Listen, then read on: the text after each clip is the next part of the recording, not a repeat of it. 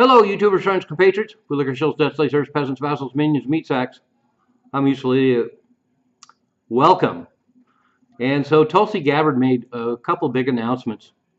One, of course, has to do with the fact that voter machines have been hackable and voter machine fraud has been going on for decades. And so she's looking into that.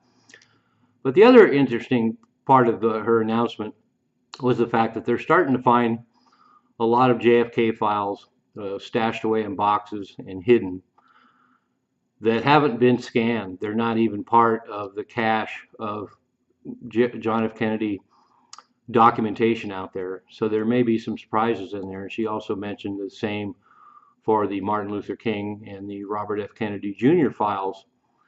And so it points out one thing, that there's so many documents on JFK and MLK and RFK that they're piled up and stashed in places. They're not even accounted for. They haven't been scanned. They're not part of the apocrypha of all these assassinations. And that's kind of disturbing in itself, that the documentation is so lackadaisical, and that a lot of it hasn't even been organized. And it's not like they haven't had enough time to look into all that 60 years. And so that's disturbing to me, that the organization of this material hasn't been done well for 5 or 6 decades. But then the fact that we have a lot of documentation that's laying down there that hasn't been part of the official accounting for these events.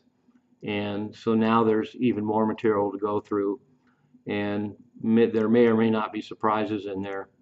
But bravo to her for pursuing this and getting all the documentation organized, scanned, and available to the public. So we may or may not see some surprises from this, but it's kind of disturbing that this stuff is just laying around and not even officially documented or scanned.